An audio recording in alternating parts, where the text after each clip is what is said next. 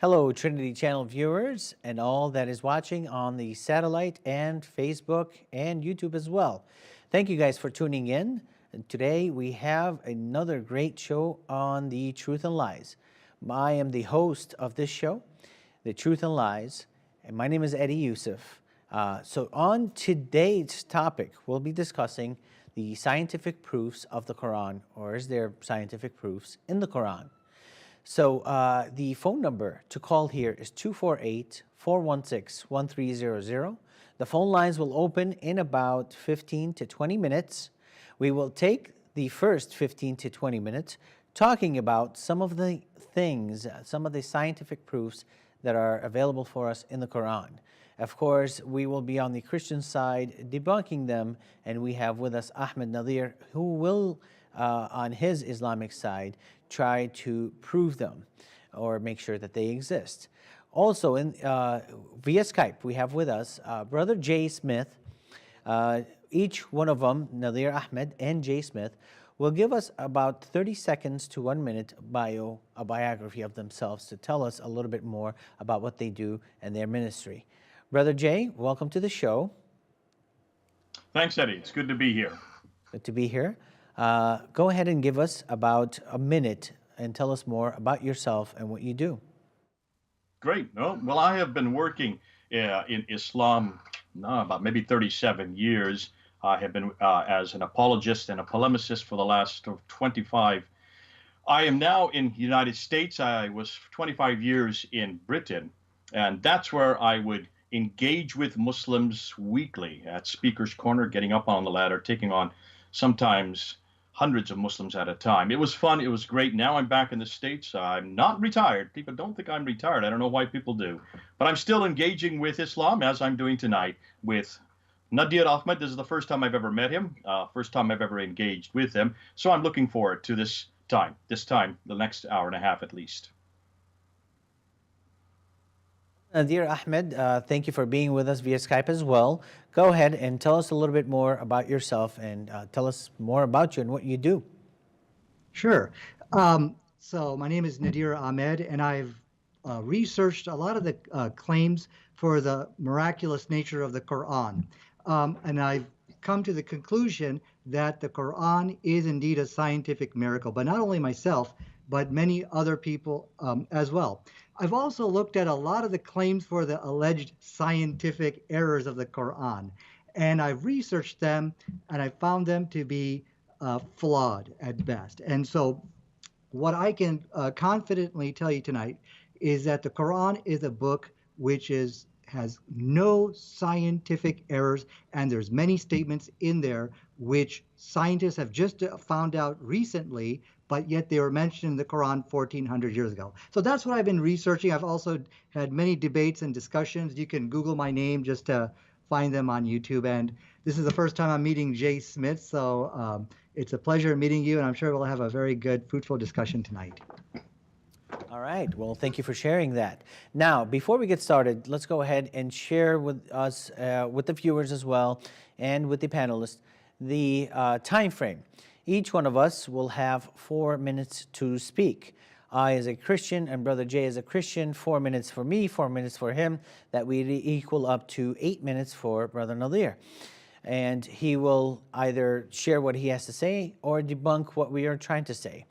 And we'll keep everything on track as far as the topic goes. If any one of us tends to get off the topic, I will politely call you back to the topic at hand. Now, we'll come to Brother Nadir. On the last episode, or maybe the previous episode before that, Brother Nadir, I remember that you made a statement about Jay. And we invited Jay here per your request, because on that show, if you'd watch it again, you stated that you'd want him to come on the show so that you can discuss these things with him. So before we even get into the science of the Quran, why don't you go ahead and tell us a little bit more about that? Because I believe that you stated that Brother Jay had quoted or said that he had read or said that the Bible is corrupt. So let's go ahead and talk about that for a minute, Brother Nadir. Sure. That was inside the Shabir Ali debate, in which he went over the actual corruption of the Bible. J. Smith actually pointed out John chapter 8, verses 1 through 11, which he believes is not an authentic part of the New Testament. He talked about how the Bible was changed in that debate. And it's online for you to watch. Let's go ahead and give Brother Jay a chance to respond to this and provide a defense of himself. Actually, Nadir, you've done a whole video on just this very thing. I went and looked at it today, and I was fascinated.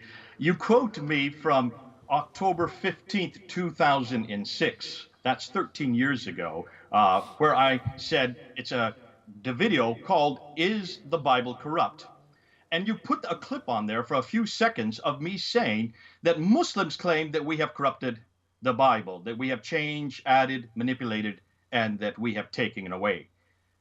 And then you're claiming that somehow in 2014, I changed my mind and I came out in 2014 with Shabir Ali saying, oh, actually, there are about 40 verses that probably are not found in the original Greek manuscript. And I referred to Mark chapter 16, verse 9 to 20. It's actually John chapter 7, verse 53 to John 8:11. And it's 1 John chapter 5, verse 7. And you say, so either Jay is lying or he has changed his mind. Go back to that video again and look at the clip that you actually put in your video, Nadia. I don't say, very clear, it's not saying that I'm claiming that it was corrupted in that video. I'm saying Muslims claim we have corrupted it. And then I go right into and say, Muslims, be careful. If you watch the rest of the video, be careful about claiming that, because you're going to have to go back to your own Quran. You're going to have to go back to this book. You're going to have to go back to Surah 10, ayah 94, chapter 21, verse 7, chapter 4, verse 136, chapter 5, verse 46 and 47, and also verse 68, which says over and over and over again that the Bible is not corrupt. Be careful of what you claim, Muslims. That's what the whole video was about. Now, what you didn't do also, you didn't go back and look at the very next month. If you look at another video I put up on November 17th, 2006, almost a month after the video you're quoting, that whole video is on those variants. I talk about those variants. Why didn't you look at that video? I referred to Mark 16, verse 9 to 20. This is in 2006 I did this. I referred to John 7, 53 to 8:11. I referred to 1 John chapter 5. Go back and look at your material before you start saying that I have lied or that I have changed my mind or that I'm not honest. Please, please, please, don't quote that anymore. Now, and what I would like you to do, Nadia, so now you have seen that you have misquoted me, you have misquoted that video, you have basically besmirched my name. I want you now to go put up another video after today saying that you were wrong, that you actually misquoted me on that video, that I did not change my mind between 2006 and 2014. I have always said that there are these variants. We are very transparent about that. What I said to Shabir Ali and everybody else there in the debate in 2014 was nothing new. You should have known that. Be careful what you throw at me, because I'm going to throw it right back at you. But I really would like you now to go and correct that. And also tell your viewers that you were incorrect on that video. Would you do that, please, for me now? No, absolutely not. I think I was right. I think what you're doing is you're playing with words here. You said John chapter 8, or the whole story of the woman caught in the act of adultery. This is not an authentic part of the New Testament. Do you agree with that?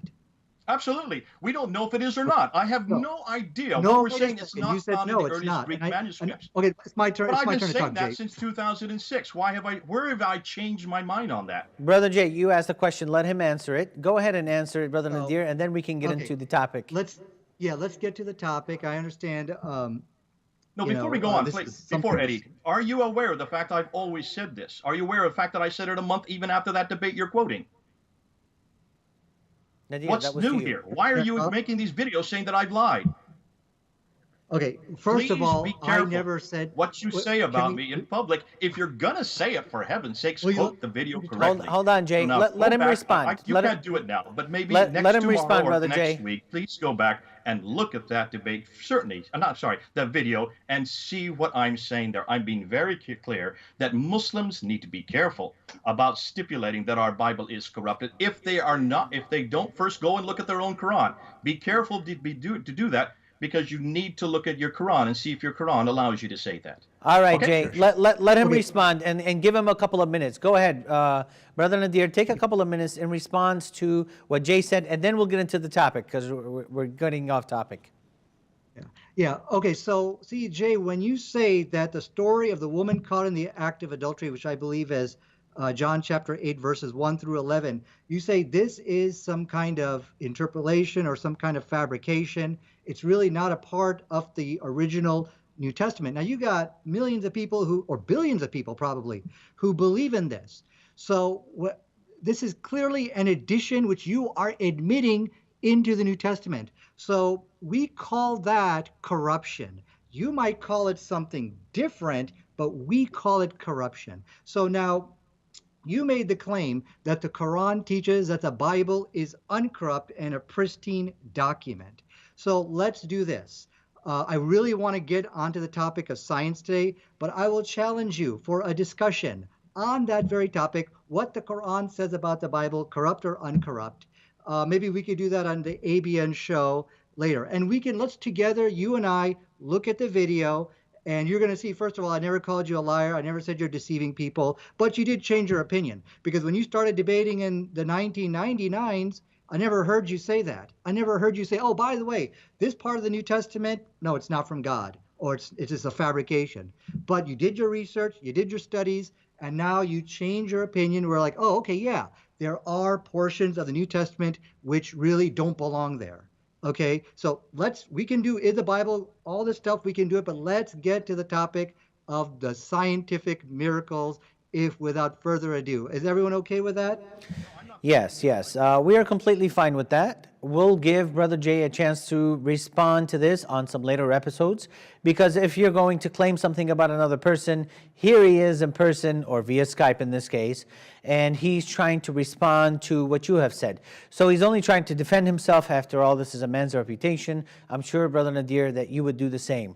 With that said, let's get into the topic at hand, the science of the Quran. Now, Muslims claim to us over and over again that there is a lot of scientific proof in the Quran. I, as a Christian who reads Arabic, and Arabic is my native tongue, have not seen this yet. So let's go ahead and discuss it, starting off with the two C's that do not mix. So I had a Muslim friend, and right at first, this Muslim friend was telling me that there is this beautiful miracle of the Quran where the two seas do not mix. That is, the saltwater sea and the freshwater sea do not mix. And he was quoting the Quran, chapter 55, verses 19 through 22, which reads, "He has let loose the two seas converging together with a barrier between them. They do not break through. Then, which of the favors of your Lord will you deny? Out of them comes pearls and corals." So, we have a couple of implications here that these two seas do not mix together, and pearls and corals come from that. Now I find a couple of mistakes in that, if not more. In 2553, it implies the same thing of the Quran. So there are mistakes, like I've said already here. So in verse 20, we read that between them is a barrier that do not break through. That is not what is saying in the Arabic language. I said that I speak Arabic and I read and write it. That is not what is saying in the Arabic language. This means that the salt water and the fresh water, they do not mix, is what verse 20 is saying. However, that word in Arabic is barzakh, and barzakh means a land barrier and not sea barrier. That means there's a land between them. But if we take a look at this phenomena, which I'll tell you exactly where it's at, the two waters supposedly do not mix. But from what we know scientifically, it is only a current that goes through, and it will eventually mix later. So, if in case you're wondering if my word or my definition of the word barzakh, which means land barrier, is not true, Tafsir Ibn Kathir zeroes in on this. And he says about the verse that we just discussed, he prevents them from meeting by placing as land as barrier. So Tafsir Ibn Kathir says the land is a barrier. And he put that between them. That is, Allah put that between them. And that verse is also saying that there are two seas there. Well, really, it's not two seas. There's only one sea. And in it, there's fresh water and salt water that is not mixing. So one is salty and one is fresh, that is not mixing in one sea. But the Quran says that there are two seas. So there's fallacy number two. The third one is these two, as I've said earlier, will eventually mix together. Salt water does eventually mix together with the fresh water. And if you wanted to know where this is at, this is called the Strait of Gibraltar. And it's located the southeast southern coast of Spain and the northern coast of Morocco. And if you wanted to see this phenomenon, it's quite beautiful. Last, this is, in my opinion, not a miracle because this was common knowledge throughout the land. Muhammad was simply stating what God had told him here, and what God had told him is, hey, there are these two seas that do not mix. So God, who built the sea, who made the sea, doesn't know that there's only one sea that is not mixing together, does know that the fresh water and salt water eventually mix together, but he's saying it doesn't. And this is something that is not that has not been known before. So if Muhammad had claimed that this was something new, then we might say, okay, we believe it. This is a topic that we've never heard of before. Therefore, he's the one who discovered it, and there's some sort of phenomena in this. Lastly, because my time is running low, the corals and the pearls. I don't know about the pearls, but corals need salt water to grow. But God is saying, Allah is saying that pearls and corals grow in this sea. So there are about 4 mistakes in this alone. So we'll go to Brother Jay next to talk about this for about 4 minutes, and then we'll give it to Nadir. Or Nadir, would you like us to go to you? I see you pointing at the screen. All right, Brother Nadir, you'll take the next 4 minutes, and then we'll go to Jay for this. Go ahead. Right. So we're supposed to be having equal time here. So okay, good. So let me see if I got your 4 alleged errors. The first one is you're saying that it's mixing and salt water and fresh water is mixing. The second one, you're saying that the barzakh is talking about a barrier. And then you're saying that something about coral only grows in salt water or something like that. Do I understand you correctly? Did I miss anything? You've missed one thing, which was this was not a miracle because it was common knowledge. It was known to the people before Muhammad. Okay, not a miracle. Okay, so let me go ahead. You said you speak Arabic, and I know you do. Actually, you can speak a lot. You can speak Arabic a lot better than I can.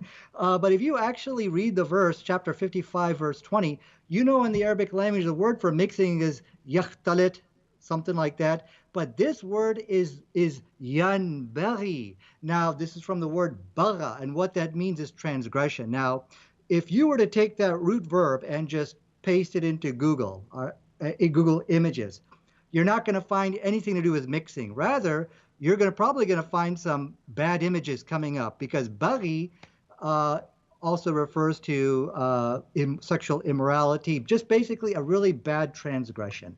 So the whole argument about mixing is defeated right there, because you speak Arabic, so you should be able to read this and see the word la yanbaghiyan, which is referring to transgress, not mixing.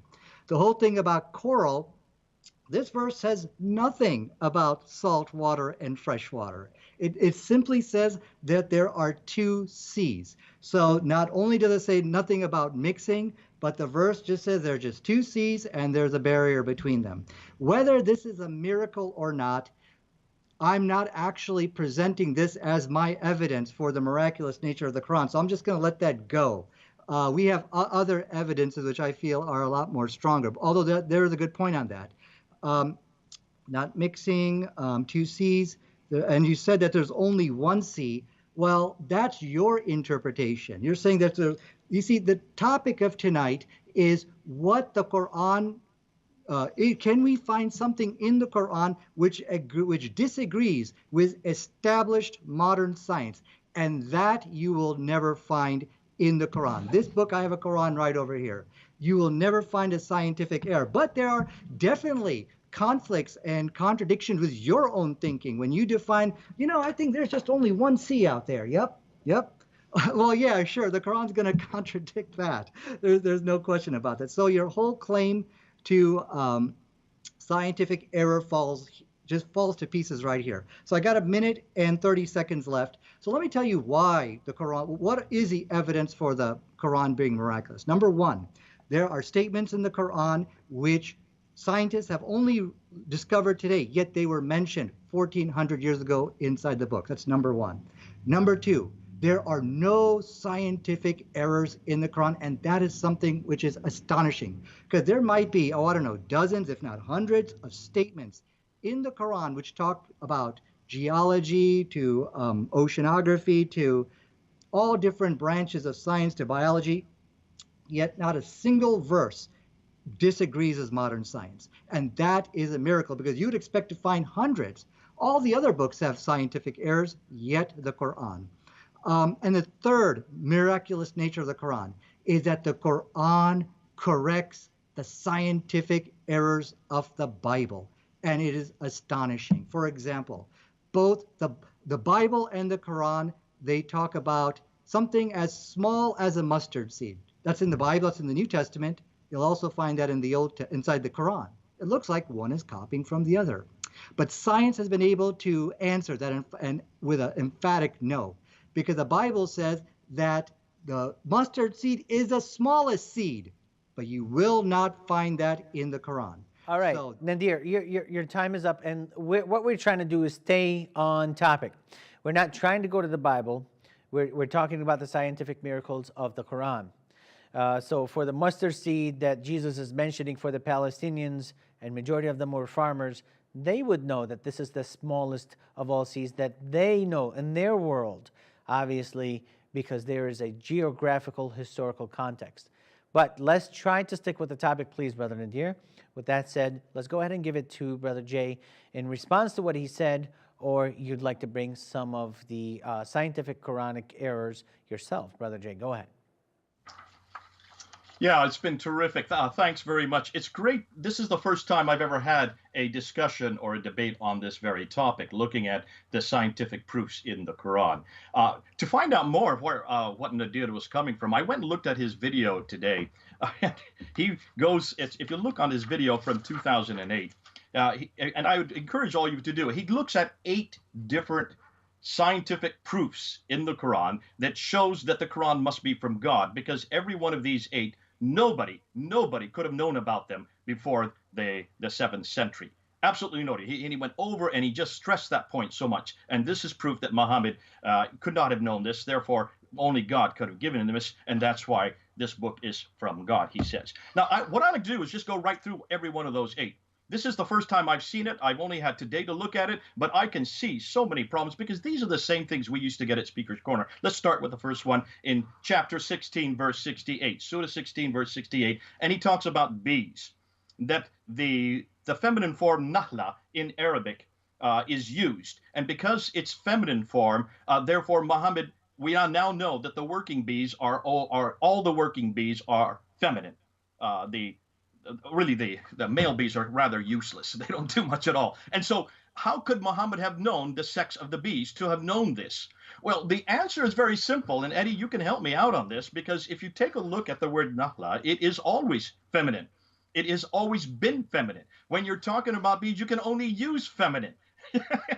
If you're bringing in a human into it, then you bring it into the masculine. But because of the fact it's bees, it will always remain feminine. So this is nothing a miracle. It's the only thing that, not Muhammad. I don't think Muhammad had anything to do with the Quran. We can get into that in another debate. Whoever wrote the Quran using proper Arabic would have only used this one word. This is not a miracle. Listen, in Isaiah chapter 7, verse 18, you also find that bees are referred to there, and they are devora. That is also feminine.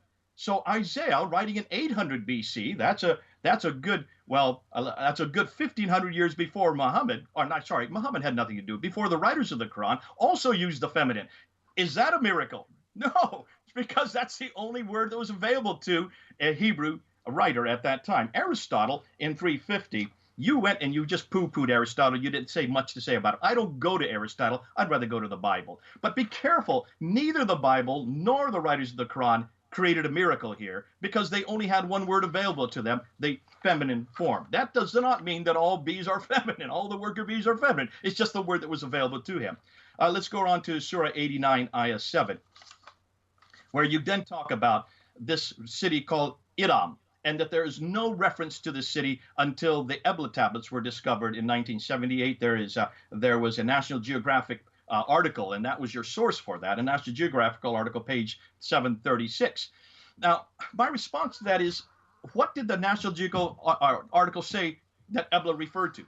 Because it was fascinating to me that when I went back to the National Geographic article and I looked at it, they were just claiming that this word Iram is found in the Quran. That's all they're claiming. They don't even know what Iram is. It could be a people. It could be a place.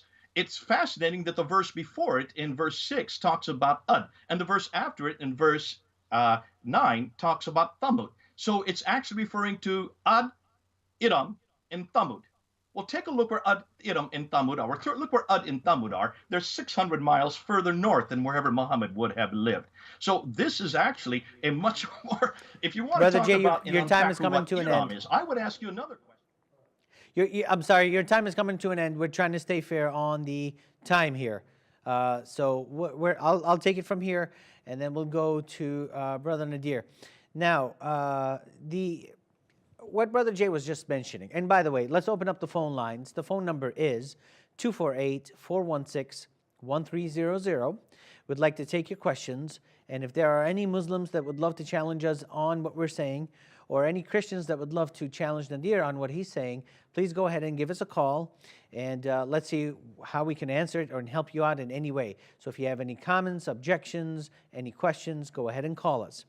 So about the bees, Brother Nadir, what Brother Jay was just reading is in chapter 16, verses 68 through 69. And he's right about the feminine saying as bees. Not only is it bees known in the feminine, excuse me, but also the namla, which is an ant. We don't call it naml. Naml is a plural. Namla is for the female way of saying an ant. And that's how the Quran mentions it as well. So the fact that this is a female is not a miracle at all. It was only based on the Arabic language and how it's written. Now, but there's a problem that Brother Jay may have overlooked, or maybe he did it on purpose, is that in verse 68 and 69, God, Allah, is telling the bee, eat, kuli is the word, from all the fruits, and follow that which comes, the ways of your Lord, that which comes down for you.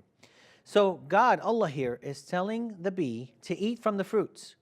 Well, really, the bee doesn't eat and fill his belly from the fruit. That's a scientific error, or that's an error that Allah has made. But this is the same Allah who made the bees. Sahih al-Bukhari is recorded as well in talking about this. Muhammad loved honey, all right? And so he used to eat it a lot. So in Sahih al-Bukhari, there was a person who came to him and said that I'm sick. I have a disease. Can you please cure me by telling me about something about the honey here? And this Muhammad says, go ahead and eat some honey. So he went and ate some honey, and he came back. And when he came back, he said, hey, my stomach still hurts. Muhammad tells him again, go and eat some honey, because honey is supposed to be good for you. That's one of the miracles of Allah or of Muhammad. It is good for you, but it doesn't cure, in this case, in Sahih al-Bukhari. And then he came back again and he said, hey, I ate some more honey and my stomach still is not cured. Muhammad says, your stomach is lying. And after he said, your stomach is lying, this person out of fear said, you know what? My stomach is now cured. Thank you for telling me the honey. He recovered. Thank you for telling me about the honey. And he recovered. This is Sahih al-Bukhari, 57:15. All right. Another one, which is Allah claiming that bees eat from the fruit that I mentioned earlier, when in fact they don't eat from the fruit, they eat nectars. They eat from the nectars, or they take from the nectars, they collect it, and from the nectar of the flower, and they spit it out into their hives. They actually vomited it out. So Allah made a mistake with this, and by saying go ahead and eat from the fruit, when in actuality they have nothing to do with fruit. They're just going and collecting nectars. And if we have any calls, which I believe we have a call now, if we have any calls, I will pause either one of us that's talking, or all three, any of the three of us is talking. So we have a call now, and it's from Brother Alex. Alex, who is your question for, if you have one, or if you have a comment or objection, go for it. Oh, hi. My question for Nadir. Can you hear me? Can you please speak louder? Hi, my question is for Nadir. Can you hear me? Yes, we can hear you. Go ahead. What's your question, brother? Okay. So, the question is for Nadir. It's Surah 27, the ant, verse 18. It says here, then ants are speaking. Now, he said, "O ants, enter your houses, that the Solomon and his host may not crush you while they don't know." So, could you please explain me in that situation that what's going on here? When we have a situation when Allah gives Solomon opportunity to understand the norm, and to that miracle, Solomon was able to understand what the ant is normally talking, and they're talking about the human issues. They talking about what's going on in Israel. They're talking about what's going on in Jerusalem. The ant was able to recognize King of Israel. He recognized that his name is Solomon. He recognized the army behind him, and he's communicating this information to his ants in the ant house. So, thank you, Brother Alex, for your question. Brother Nadir, did you hear the question clearly, or should I quote to you the passage that he's talking about, 27, 18, and 19? I heard the question. So you guys took about almost 7 minutes there. I have to respond now to Jay, and I got to also respond to you. And I think we agreed that we are going to have equal time in this discussion. So Eddie, I'll just ask that you please keep track of the time. Now, I think one of the problems here is, Jay, you're going back to some debate I had on 2008, and that's fine. We can definitely talk about that.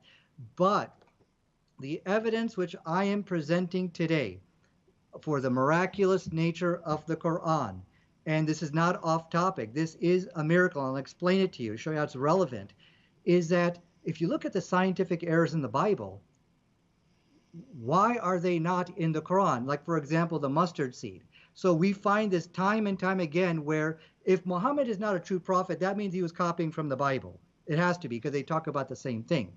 But take example for that mustard seed. If he was copying that analogy, the Bible says, and this is the smallest seed, or I'm sorry, it's as small as a mustard seed. And the Quran says, and here's as small as a mustard seed. It's clear one book is copying from the other if Muhammad is not a true prophet. But the fact that the scientific error that the mustard seed is the smallest seed which you plant in the ground, that's missing from the Quran. That's the miracle I'm presenting to you of why we say the Quran is a scientific miracle. Now, that's just one. You can say, okay, Muhammad got lucky. That's fine. But when we see a continuous chain of this, okay, of the scientific errors being omitted, we got to start asking that question. So we're going to ask Jay Smith to comment on that just a second, but let me go to Eddie, and it looks like I'm debating both of you here, and that's fine. Eddie, you said that bees don't eat fruit. Let me ask you a question. Did you ever Google that? Do bees eat fruit? Just a quick yes or no question. Yes, I've Googled it. Okay, because I've Googled it, and I actually got pictures of bees eating fruit. Bees do eat fruit. If you like, I can share my desktop, and we can Google together if you like. So, and this is the astonishing nature of the Quran. Now, there's been a lot of discussion of that the namal, or the insects are female by nature of the Quran. That's right, that's fine. But the miracle is you got this female bee, but you ascribe, and let's say insects are always female. Almost all the time they're female. That's fine. but you ascribe the correct role to that female bee. So there's a huge probability of getting this wrong. So now let's read the verse together and let's see how many scientifically correct statements we're going to find in there. It says, and your Lord inspired the bee to take yourself among the mountains, houses, and among the trees. So which is the bee which leaves the actual hive? It's a female bee. There you go. It gave the right role. So the bee female is constant. That's fine, but ascribe the right role. Then it goes on. Then eat from all the fruits. Do bees eat fruit? Absolutely. If you like, I can share my desktop and we can do that Google search. There's pictures of them eating grapes and rotten fruit everywhere. Number 2, and then emerges from their bellies a drink. Wait a second. Does honey come from their bellies? Today, science has confirmed honey does come from the bellies. So, and they actually, it's called a bee stomach, I believe is what they call it. There's like 2 different stomachs, and one's called the bee tummy, and that's where the honey comes from. So now we're at 3, and in it is a healing for the people. So this talking about that there is shifa, there is a healing in honey. Now that was known by many different peoples of the past. So the issue that you got that in there is not a big deal. But what is a big deal? You just made 4 statements. Every single one of them is scientifically correct, and that's not possible. Because if you're guessing at this, you're going to get it wrong. Okay, Brother Nadir, right. we have a call. I'm going to give you 3 more minutes. I've been keeping time. 3 more minutes is your time to go after this call. I think this is a call from Marwan. Marwan, who is your question to? Or if you have a comment or objection, please keep it to about 30 seconds. Go ahead. Good evening.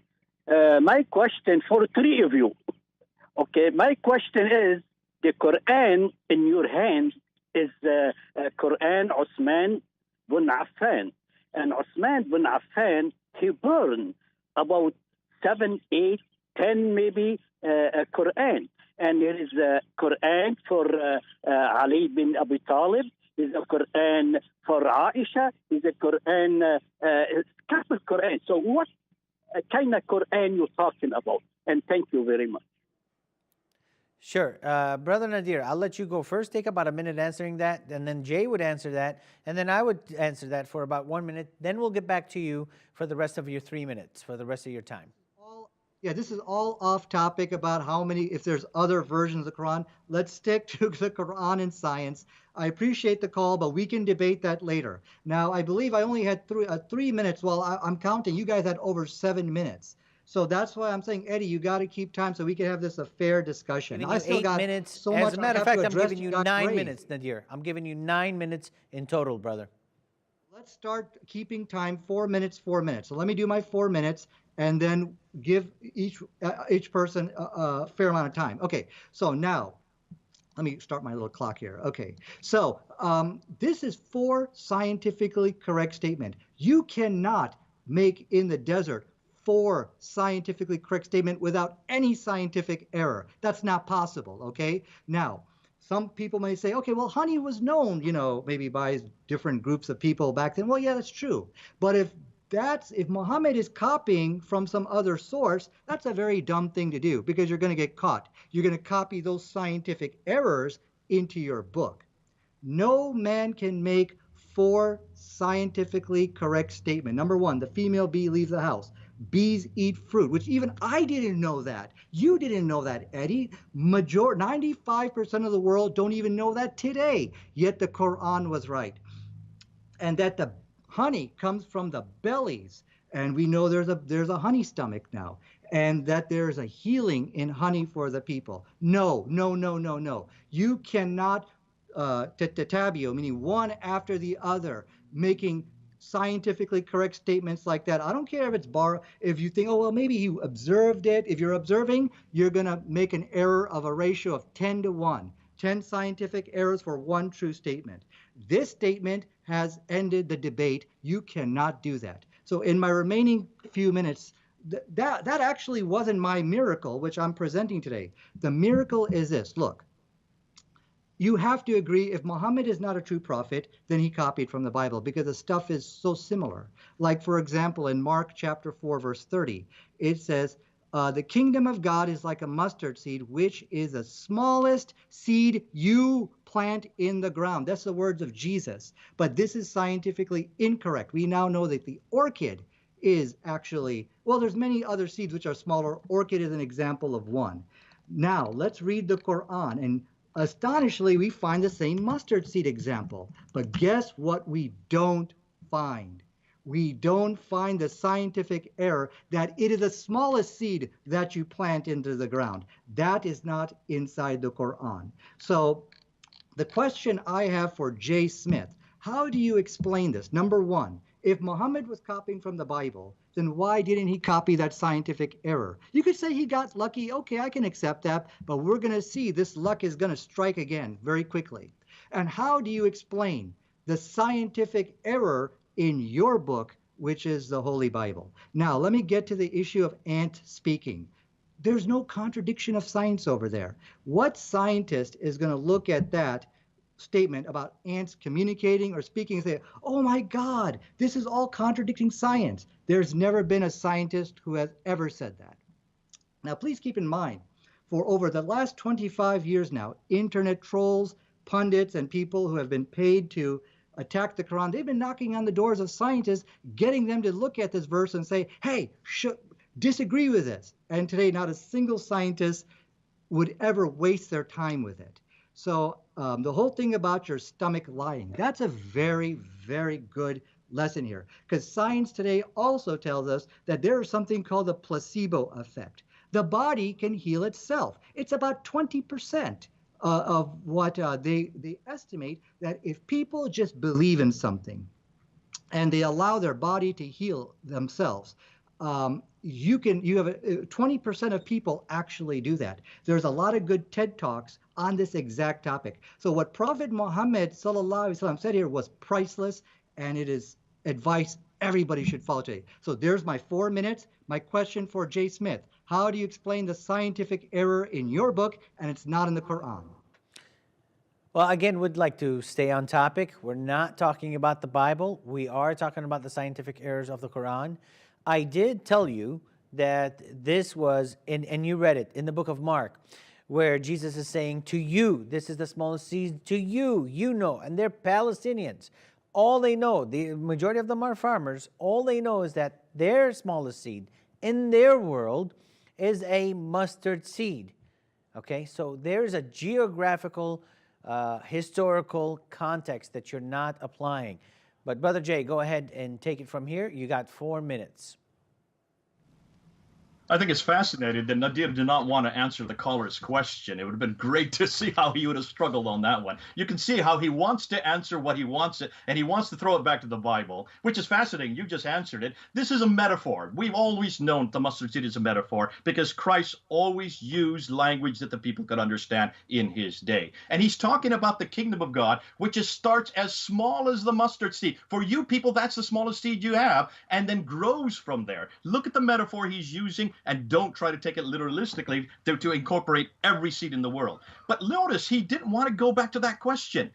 Why is it that Uthman did burn those manuscripts? I would love to do a debate with Nadir on that. Well, wait till we get and find out that not only were they burned, have you seen what happened in 1924? How the Quran that we have today, this Quran, was only created in 1924, and all the ones that disagreed with it were taken out into a boat and sunk into the Nile.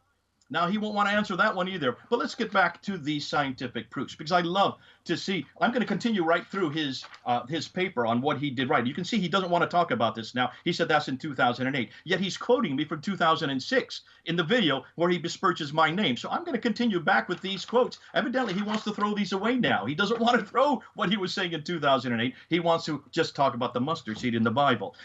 Interestingly, how he answered your water barriers in chapter 55, verses 19 to 20.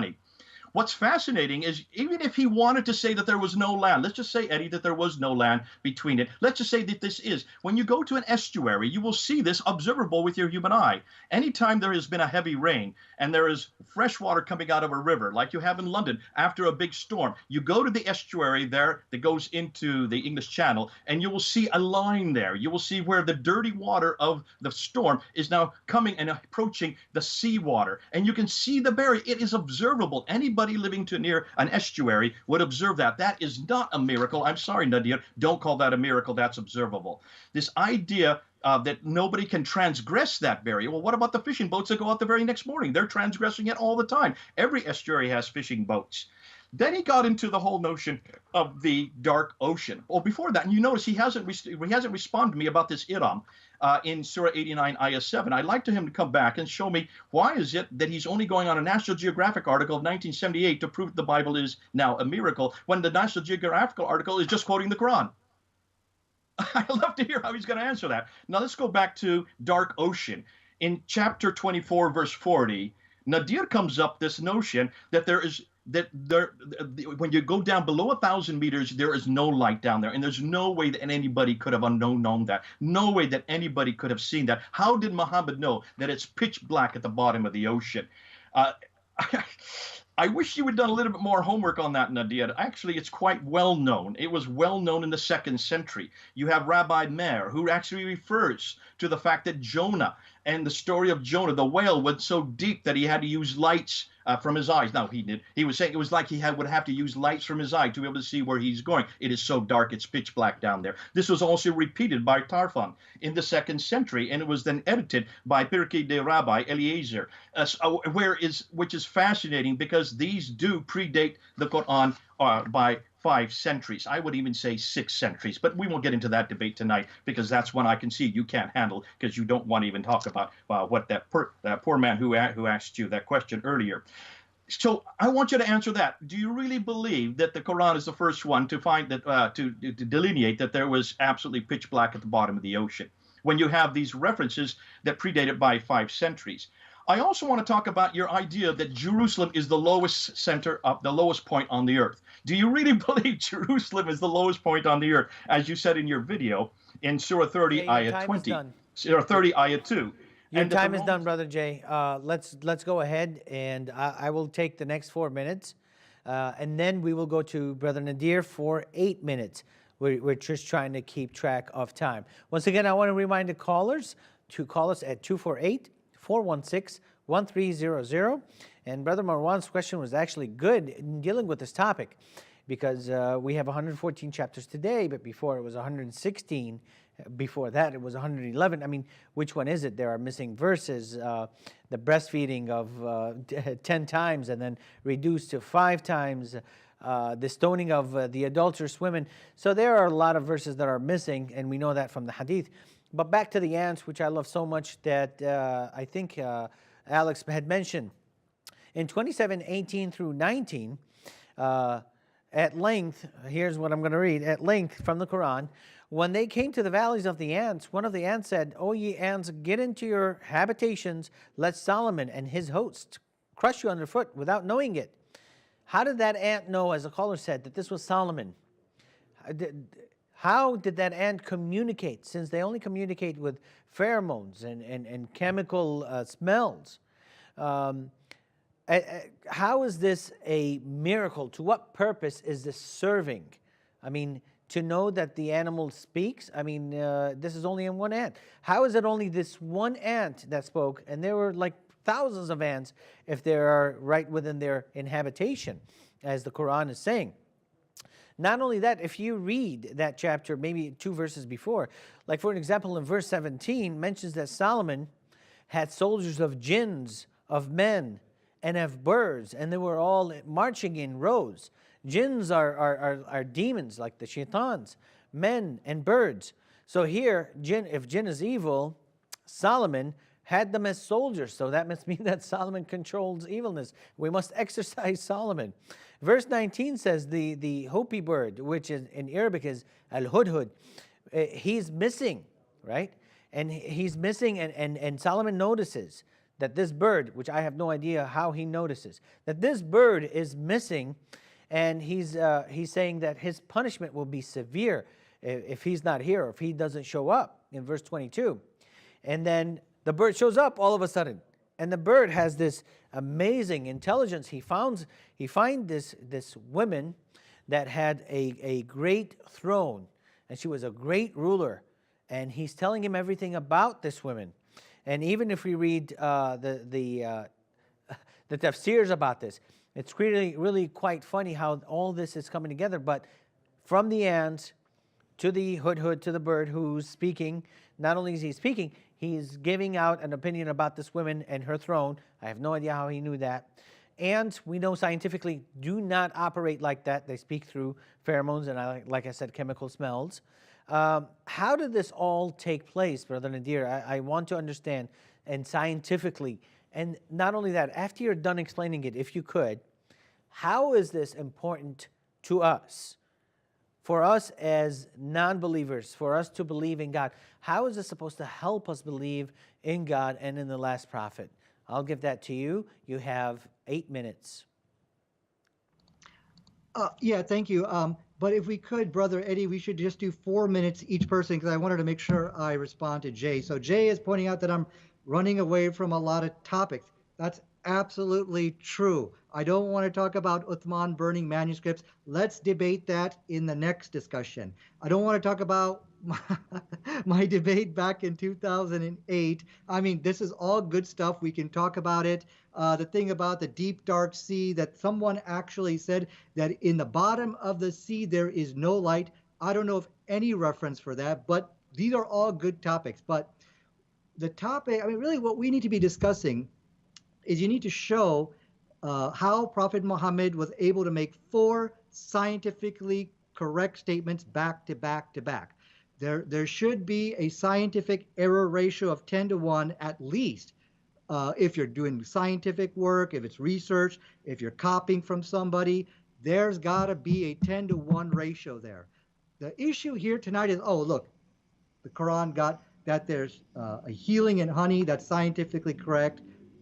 That's not the issue here. The issue is, how did you get it scientifically correct without making scientific errors? If you say Muhammad copied from other sources, in those other sources, it'll say stuff like, honey is good for you, there's a healing in it, and it will enter your lungs, which is a scientific error. You see, this is my point. If Muhammad is copying this stuff, how is it that there's no scientific errors? The whole thing about ants communicating with pheromones and chemicals, the Quran doesn't deny this. Okay, what we are speaking about here with the whole story of Solomon, we are talking about a miracle which God did for Solomon. All right, and the basic rule of a miracle is you don't apply scientific principles to the miracles which God does. Because it's like, okay, let's say a man was raised from the dead. Well, how could that be possible? How can that scientifically be possible? Well, you can't answer that, because by definition of a miracle, it's inexplicable by the laws of nature. You don't apply science to that. But anyways, there is nothing which negates the fact that ants communicate with pheromones or something else or anything like that. So there's no scientific contradiction there. You brought up a lot of irrelevant issues, Brother Eddie. Like there are things which are quite funny inside the Quran. Well, saying that the mustard seed is the smallest seed is actually can be ridiculed as well, Brother Eddie. So I think you need to look at your own book first here. You ask questions like, how is this important to us? We can definitely talk about it. It's talking about the great majesty and the kingdom which God bestowed Solomon and the significance of that, but that's off topic. The miracle which I'm presenting for you guys tonight, take it or leave it. You got these scientific errors in the Bible. Why are they not in the Quran? Now, you guys did raise a good point. You said this is a seed which you did take up 5 minutes, Brother Nadir. You did take up 5 minutes, and we do have a caller. His name is Ijaz. Ijaz, go ahead. Who is your question to, if you have one, or if you have any comment or objection, who is it towards? Take 30 seconds, please. Thank you.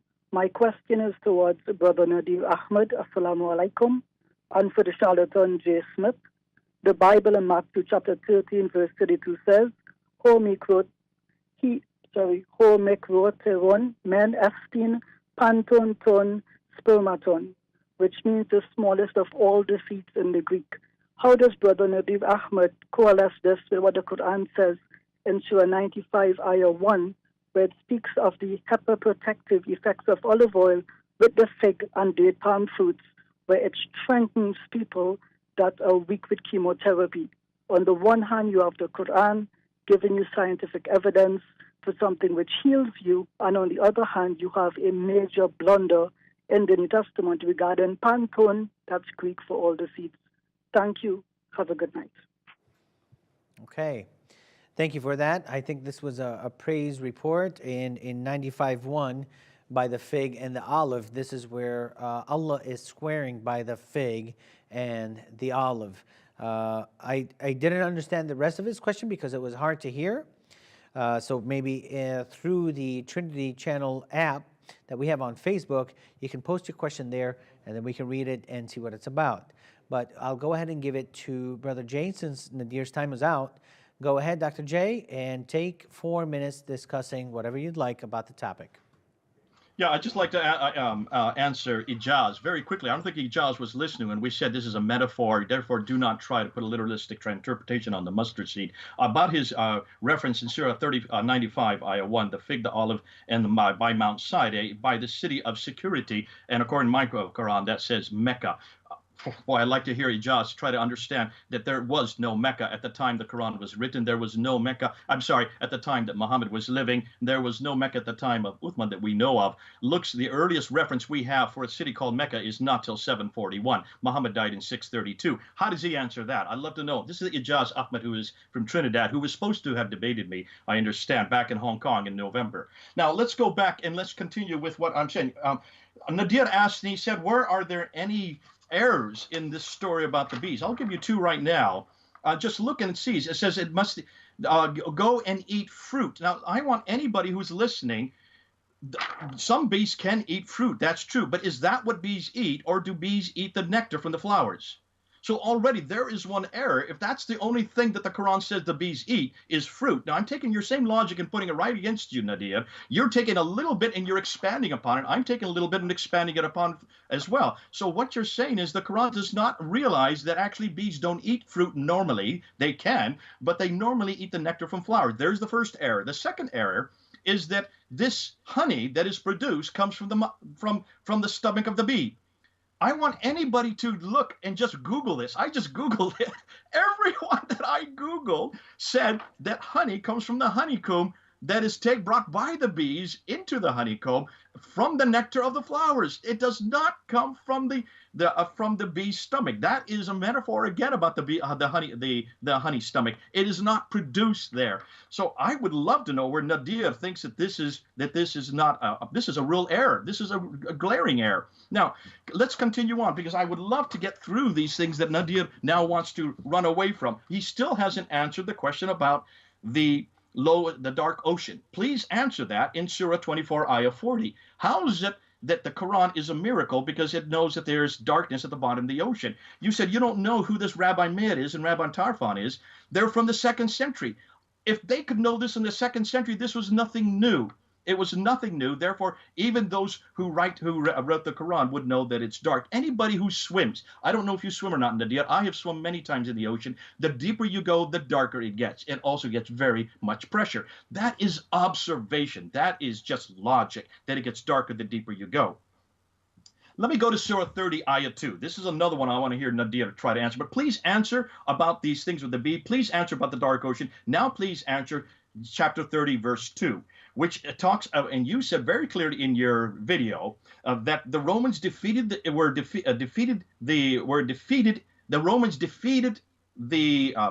Romans were defeated in Jerusalem, I think around 630 is what you're saying, and that was the lowest place, according to Surah 30, Ayah 2, where they were defeated was the lowest place. And you said, the Quran is a miracle again, and you made a big thing about it on your video. The lowest place on earth is not Jerusalem. It's actually quite a bit higher than the Dead Sea. That is the lowest place. That is 33 kilometers away. Get your topography right. In fact, in the Quran at chapter 30, verse 2, it doesn't say lowest. You wanted to change the Arabic to make it say lowest. In every Quran I looked at this afternoon, it says the nearest land, not the lowest land, but the nearest land. And in parentheses, in every Quran that I looked at, it said Syria, Iraq, and Jordan. This has nothing to do with Jerusalem. It has nothing to do with lowest. You misinterpreted, you imposed what you want to find your miracle. And I would love to know why you're so desperate to find these miracles. Because there's nothing else you have to support this book. Back to you. Okay, thank you, Brother Jay. It is my turn to go next with another 4 minutes. I just want to remind the audience to call. Our phone lines are open, 248-416-1300. And mentioning that, we do have another call from either another Alex or the same Alex that had called earlier. Who's your question, comment, or objection to? Please take about 30 seconds to do that. Go ahead, Alex. Hi, it's Sam, Alex. I want to clarify a question I asked before. I asked Nadir about the miracle of talking ant, and Quran is very specific here. It said that the miracle was that Solomon was able to understand normal talk of an ant. An ant is talking logically. An ant is talking like humanly. Do you think, Nadir, that an ant outside of your house knows you by name, could recognize your face, and could tell difference between you and your neighbor? That's what exactly Quran is implying. So that he calls miracle of the Quran, scientific miracle of the Quran, that's very big question. Could you please talk about it? Thank you. Thank you. Brother Nadir, take about 1 minute to answer that, please. And then we have another call right after, and then we'll get back to the topic at hand. Go ahead, Brother Nadir. No. Listen, guys, you promised me 8 minutes. You cut me off after 3. Then you gave it to Jay to speak for another 4 minutes. Come on, guys. I told you. Hold on, Nadir. I told you, brother. Take 8 minutes. You were like, no, I don't want to. I'll take 4. I mean, it's recorded. You can go back and watch it. Okay, when I give you 8 minutes, you say, give me 4, and then you accuse me of not being fair. Let's do this correctly. Answer Alex, and then we have another call.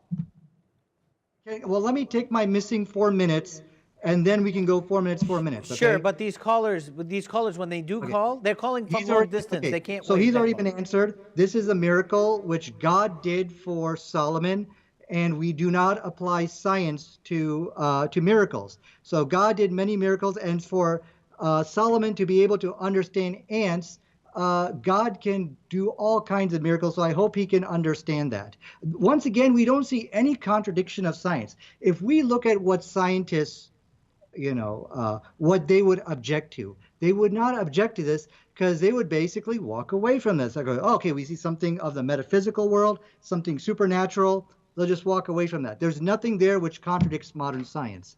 Now, can I address Jay now?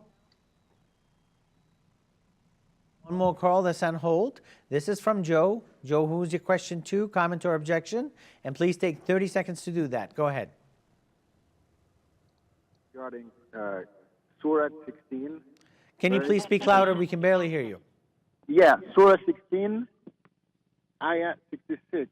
And it says that indeed for you is a grazing livestock is a lesson. We give you drink from what is in their bellies.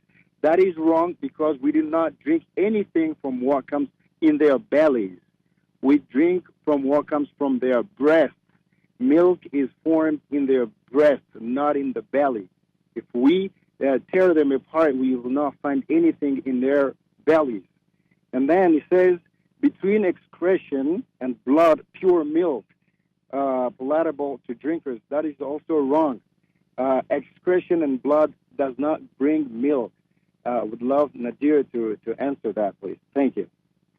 Go ahead, Nadir. Take about 1 minute to answer that. I will go for 4 minutes. Then you will go for 8 whole minutes. We will make sure of that. But if I tell you let's go for 8 minutes, please don't say 4 minutes only, and then you accuse us of not being fair. Go ahead. Answer that for about a minute. Yeah, I've got a whole list of stuff I got to answer here. I've got it written down, so let me take a quick minute. This is, first of all, the milk. The caller actually has a scientific error. The milk doesn't come from the breast, okay? It comes from the udder. So basically how milk formed is exactly like what we see here in the Quran. First of all, they eat their chud, it goes to their stomach, and then it goes to the intestines. Remember, the Quran said between the farts, which is like excretion, it goes through the intestine, and then it goes into the bloodstream, and from the bloodstream it goes to the udder. Now the Quran said it's between the farth, which is like the excretion, and the blood. And we know that milk is nothing but secreted blood. So once again, the Quran is dropping hints. Hey, I know how this process works. So not only was it not a scientific error, milk doesn't come from the breast. It is as another astonishing hint here that this author of the Quran knows how milk is produced, because it went through the intestines and into the blood, and the Quran said between the feces and the blood. There's a good Google video on this about milk is nothing but excreted blood. Now, how you can't look at this and say Muhammad could not have known any of this. He's dropping hints. Hey, I know how this thing works. Okay, thank you, Nadir, for answering that caller. We do have one more call so that we can finally get to the rest of the topic. This is John on the phone. Go ahead, John. Yes, I was just calling because the one miracle that it seems is being presented is the one that has to do with the bees. That's the one that's been brought up a couple of times, and the stomach and so on and so forth. So I did go ahead and Google it, and it does say something about a stomach, but it's really not the stomach. It does say here, for when I'm looking at that, the nectar never gets into the bee's digestive system, which would be a stomach, but that it is in the esophagus, and then it comes back from there. So if it's being alleged that the Quran actually said that it is in the stomach of the bee, that would be incorrect scientifically. So that is a scientific error. If the Quran is saying that it goes into the bee's stomach, there is no nectar that goes into the digestive system of the bee in order to make the honey. And I'm looking at it right now online. Anyone can do that. Right. Well, obviously, we'll need a lot more research than just one Google search, but thank you for doing that. I've looked into this deeply. I don't agree with Brother Nadir, and I wish we had more time to discuss this, but let's move on. The next topic that we'll talk about is the shooting stars. Every time you see a shooting star, this is God shooting at a demon who's trying to creep into heaven to gain some intelligence or some information. This is from chapter 72, verse 8 and 9. But before that, chapter 37, verses 6 through 10, we have indeed adorned the lowered heaven with beauty and stars, and for guard against every defiant devil, so that they cannot hear the highest assembly, but be cast away from every side. Repulsed, there is the perpetual torment, and so on. The spirits, al-jinn, here is mentioned in 72, verses 8 through 9. But a jinn is speaking and says, "We pried into heaven, and we have found it. We found it full of strong guards and meteors, and we used to sit near it, perched for hearing. But he who listens now will find a flaming fire and wait for him." So these is where the jinns are going. In 67, verse 5, "And we have adorned the lowest heaven with lamps, and we have made them missiles." So these lamps are missiles. It's not the case in Arabic, by the way, but I don't have much time to get into that. "For the devils, and for them were prepared the punishment of fire." So over and over again, the Quran is talking about this fire that is being shot at heavens, at jinns or demons that are trying to work their way in. "It is we who have set out the zodiac in the heaven and adorned it for beholders, and we have guarded it from every cursed devil," stone, Satan, "except he who steals hearing, he who steals a hearing, and a clear flaming fire pursues him." So when you see a shooting star, it's because a demon went over there and heard something, and God wasn't paying attention because he was watching TV. He was watching Law and Order because that's his favorite show. He turns around and, oh, somebody's trying to steal it. And there's a a comet that goes after him and is shooting at him. And when you see a shooting star, that's exactly what's happening. It's shooting after a demon or a devil or a Satan. And it could be either a meteor or a meteorite, which I don't have the time to get into for the sake of time. We'll just get into this after Brother Nadir talks for his 8 minutes as he so badly wanted. And then we'll get into this a little bit further to see what a shooting star actually is. And that's a scientific, huge error in the Quran. Brother Nadir, you have 8 minutes. Okay, so let me just start my clock here. You speak Arabic, right, Brother Eddie? I do. Okay, يمكن أن تتكلم لغة عربية ولكن ليس مكتوبة هنا نجوم or najam. Yes. In this verse, let me translate for that for you guys. So that's my Arabic 101 right there. Okay, let me translate that to you guys. When you actually read the verse, there's nothing about a star or a shooting star. It's talking about the lamps. In fact, let me get the verse right in front of me over here.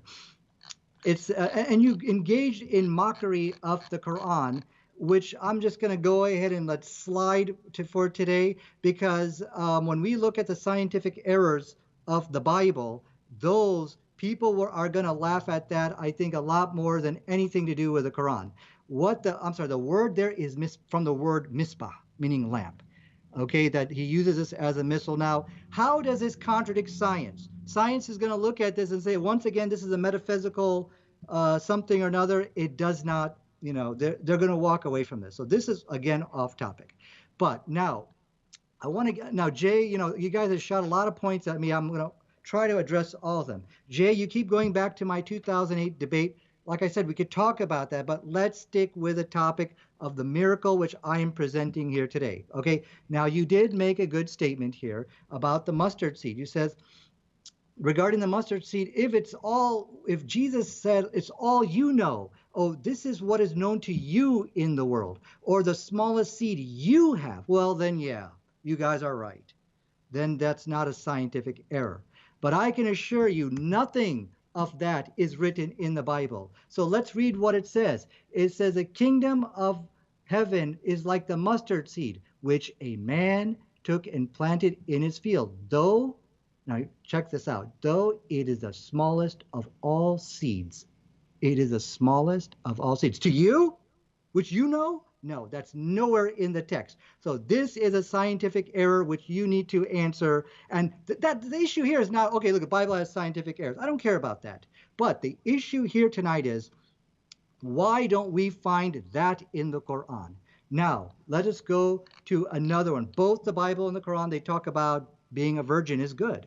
Okay, yeah, of course, when you're on your marriage night, being a virgin is a good thing. But the Bible says inside the book of Deuteronomy, chapter 22, verse 17 and 18, and they shall spread the garment before the elders of the city. And it goes on that if the elders of the city shall take the man and chastise him if she doesn't bleed on these bed sheets. It's talking about the virgin blood on the bed sheet. And then they should fine him 100 shekels. So, in fact, let me read verse 17. And behold, he has charged her with a shameful deed, saying, I did not find your daughter a virgin. But the evidence is this, that of the daughter's virginity, that they shall spread the garments on for everybody to take a look, which is like virgin blood on the bed sheet. This is a scientific error. Today, science tells us today there are many virgins who will not bleed on their marriage night because they might not have a hymen. Some women are born without hymens. They do not have, or maybe it's been ruptured through horseback riding or just some kind of strenuous exercise. So now the metaphorical stuff, that didn't work for the mustard seed. It surely is not going to work here. So Jay, I'm going to ask you to renounce Christianity today because you said, no, not my God.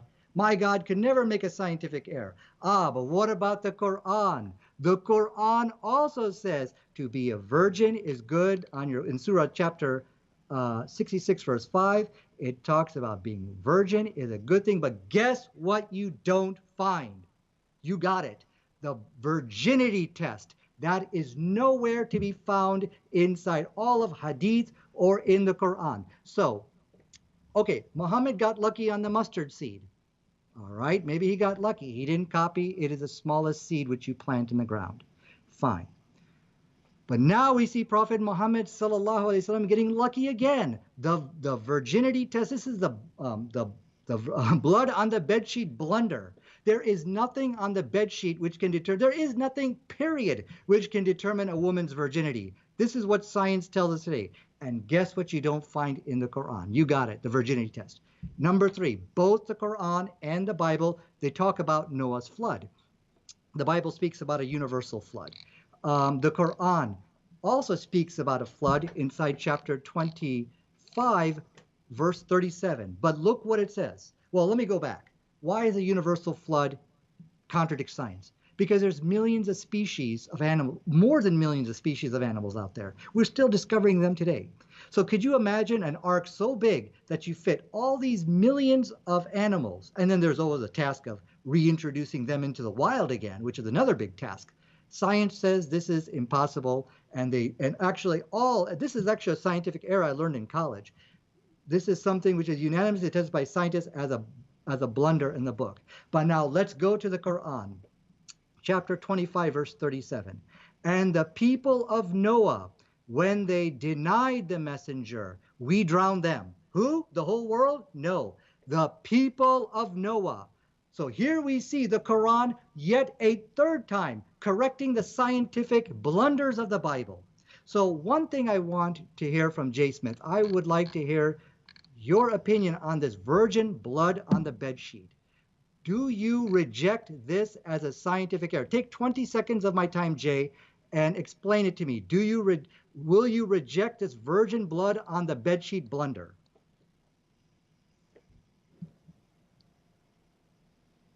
Jay, are you there? Are you asking me that right now?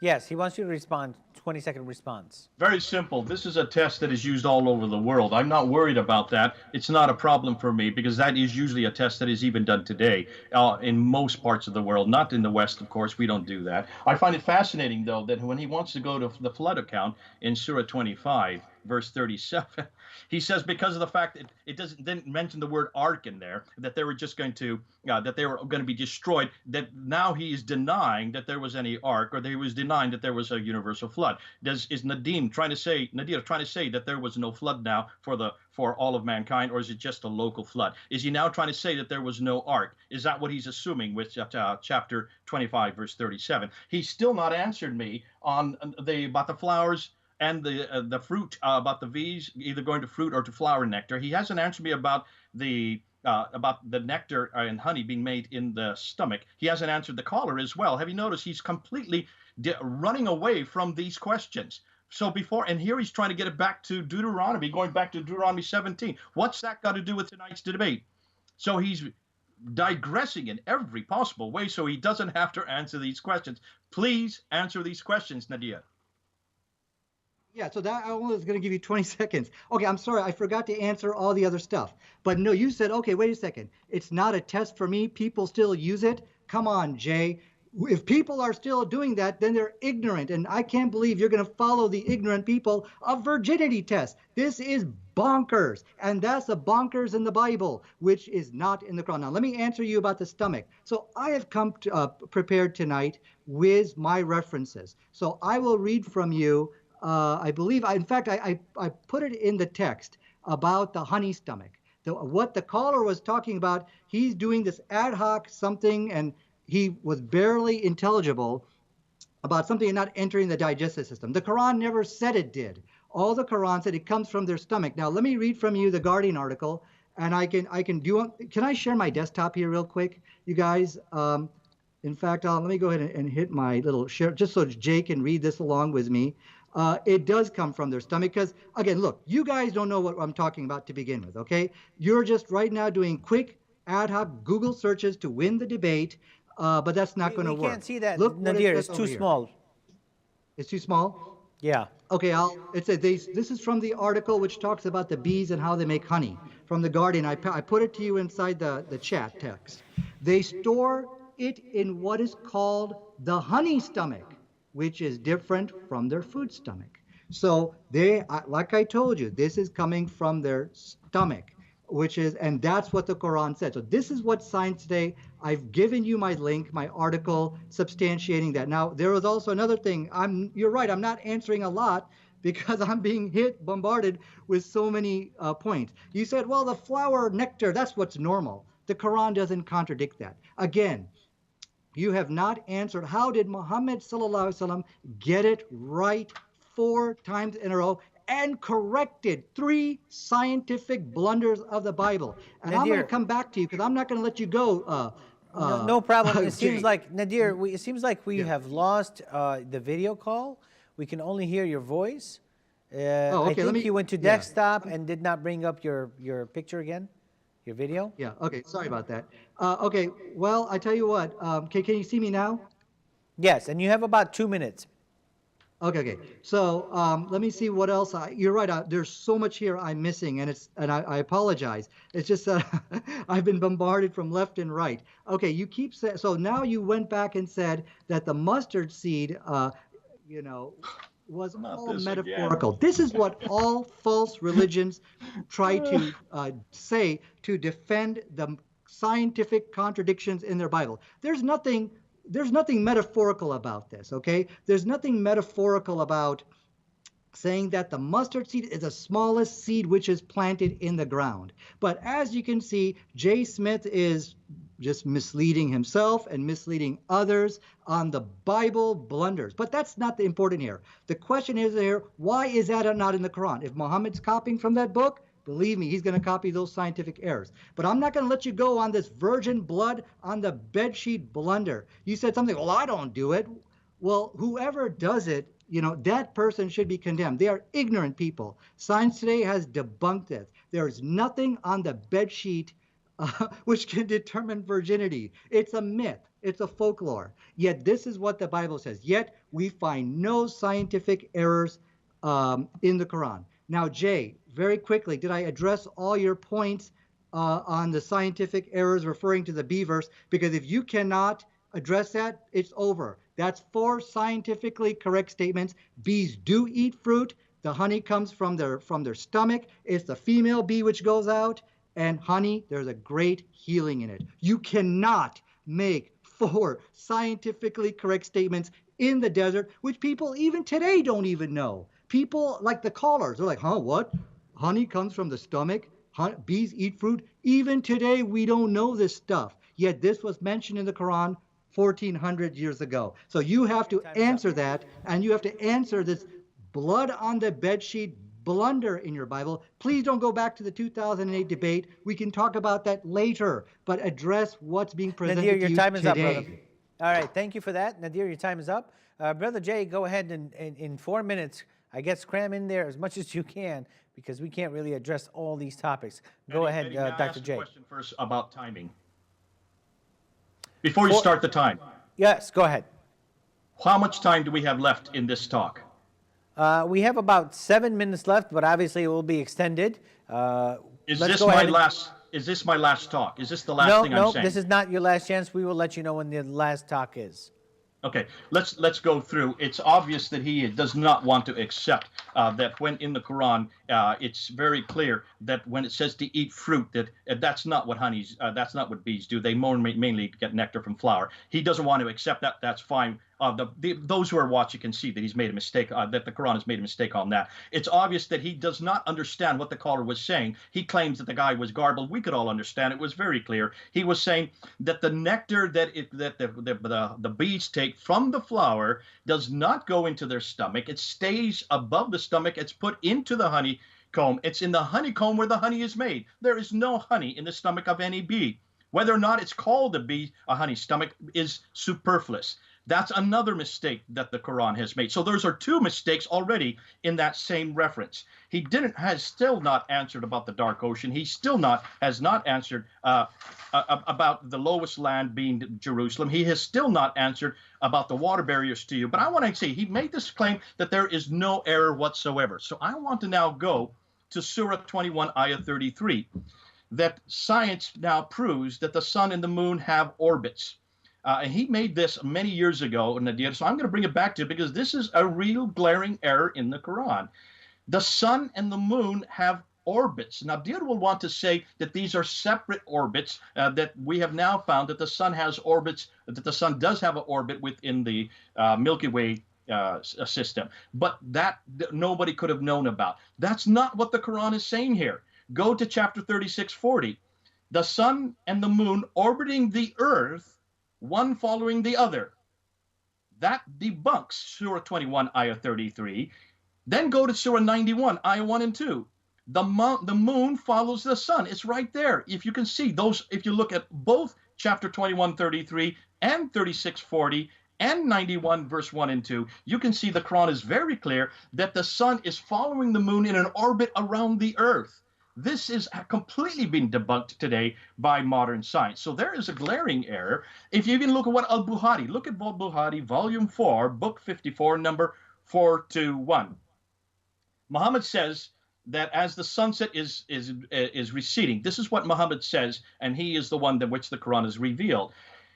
The sun prostrates itself underneath the throne during the sun setting, and takes permission to rise again, but it will be ordered to return when it has come, and so it will rise in the west. So even Muhammad, your prophet, is referring and suggesting that the sun sets in the east, it stays down there, it has to have permission to come up in the west every day, which is supported by Surah 21, Ayah 33, Surah 36, Ayah 40, Surah 91, Ayah 1 and 2.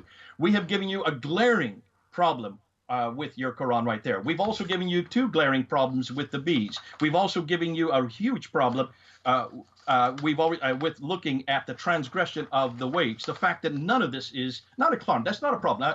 Let me correct myself. That's not really a error. What that is nothing more than observation. Nadir would like to say this is a miracle.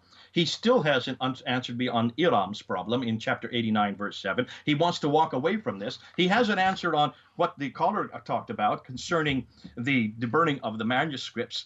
If you are talking about a Quran that I would say that this Quran, any scientific, if let's say we did find some scientific proof, so there are probably some scientific statements that are correct.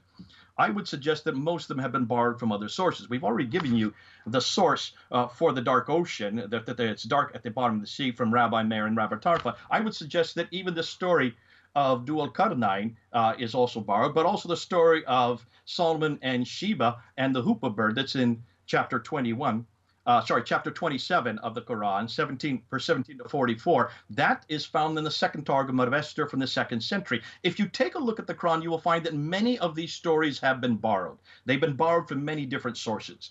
The problem of the embryological cycle, the 4 stages of the embryological cycle, that is taken from Galen, who was a 2nd century Jewish embryologist, was living in Pergamum. So you can see almost all of these stories that Nadir and many of the Muslims would like to claim as miracles are not really miracles. They're nothing more than borrowings from other sources. So what and where is and why is he so desperate to find a miracle in the Quran? I can suggest because that's all that the Muslims have. This is not much of a great book.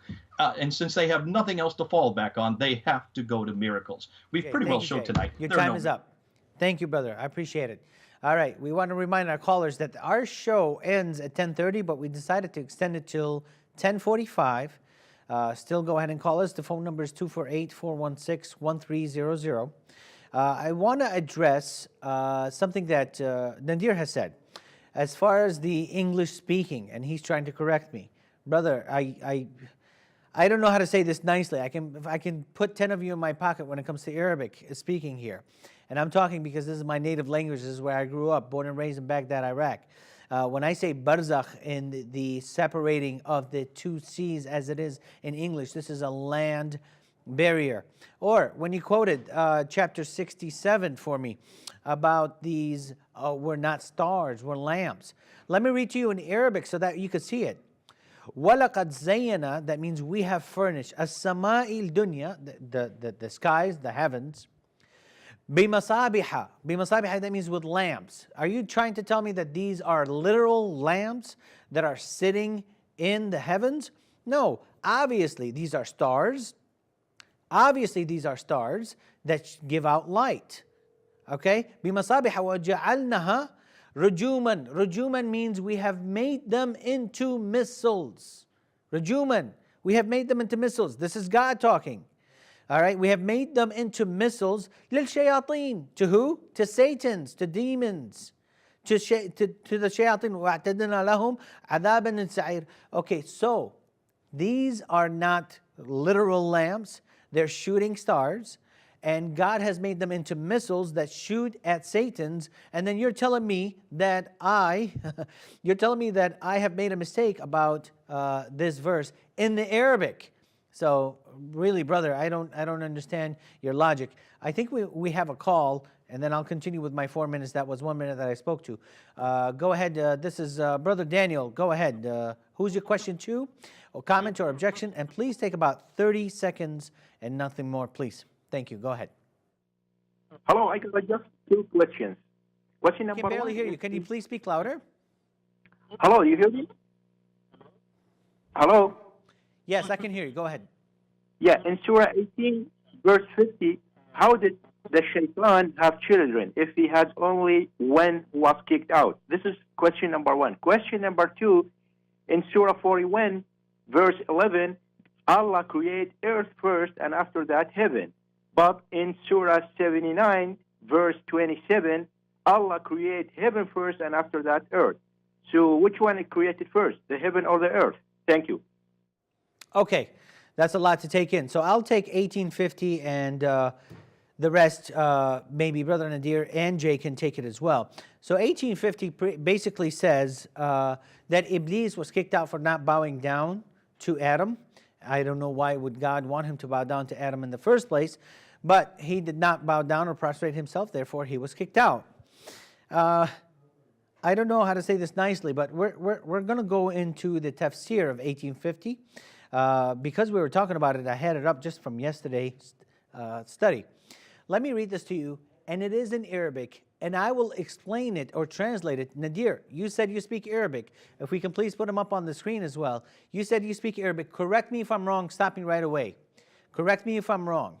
All right? This is the tafsir al-Qurtubi for 1850. وقال مجاهد أن إبليس أدخل فرجه. What does that mean? أن إبليس, that means this is the name for shaitan. أدخل فرجه, that means he went into himself sexually. This is Satan.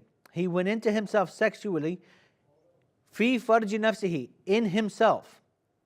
فبعد 5 بيضات. So Satan here had sex with himself and he laid 5 eggs.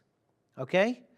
فهذا أصل دريته or ثرياته. هذا أصل ثرياته, that means this is the beginning. This is how it originated. What that caller was saying is, how did Satan become more Satans or more shaitans? Because he was the only one kicked out. فهذا أصل ذريته. وقيل إن الله تعالى خلق له, that means, and say, this God Almighty, He made for Himself في خد اليمنى ذكرى. في خد اليمنى ذكران. Dhukran is a male part. So God here made for himself, for Satan, on the right thigh, a male part. This is a penis. Okay? I'm surprised that I have to say it on the show. He made for Satan, on the right leg, dhukra, وَفِي الْيُسْرَى فَرْجَهَا. And in the left thigh, he made a vagina. This is how Satan brings forth kids. He claps his legs and he literally has sex with himself. فَهُوَ يَنْكُحُ هَذَا بِهَذَا. يَنْكُح, do you know what that word means? He has sex. And then he has sex from this and this. فَهُوَ يَنْكُحُ هَذَا بِهَذَا. This leg with this leg, he merges them together and he has sex. فَيُخْرَجْ لَهُ كُلَّ يَوْمٍ. And then comes out, or then emerges to him every single day, عَشْرُ بَيْضَاتٍ. 10 eggs. Look at the imagination of Muhammad here. 10 eggs are laid every single day. يخرج من كل بيضة, out of each egg comes out 70 شيطانة وشيطنة. 70 Satan male and Satan female. Every single day, this is what happens. فهو يخرج وهو يطير. And as soon as he comes out, as soon as the shaitan comes out, he starts flying away. And this is the way that we have so many shaitans and shaitanas and so many jinns and so many demons, is because Satan literally has sex with himself. This is Tafsir al-Qurtubi. You cannot say no to this. This is one of the most trusted sources. Anybody who's listening, go to chapter 18, verse 50, and look at the Tafsir al-Qurtubi. And this is how it's made. But I believe I've talked over my 4 minutes. And even though I was just answering a question, I will give my time to Brother Nadir to answer the second question. And then we'll give Jay a minute to answer that as well, or to rebut what you've said. But go ahead, Brother Nadir. Can you hear me? Double the amount of time you guys are taking double the amount of time to speak. I've got all these things I got to answer. Come on, guys. You're only giving me 1 minute, or how much time do I get? To answer the call. The minute is just to answer the call, and then we will go to your time that's allotted to you for you to talk. But it's just to answer the call. What was the caller's question? The question was, how was it made in 6 days in one verse, or which one was made first, heaven or earth, as one verse says, or earth and then heaven, as the other verse says? Well, I don't know which verses you're talking about. Which one are you referring to? He had mentioned the verses, and I did not write them down, but I can get them from the text. I didn't write them down either. Go ahead and take your 4 minutes as you wanted to, and then we'll answer that caller as well. Okay.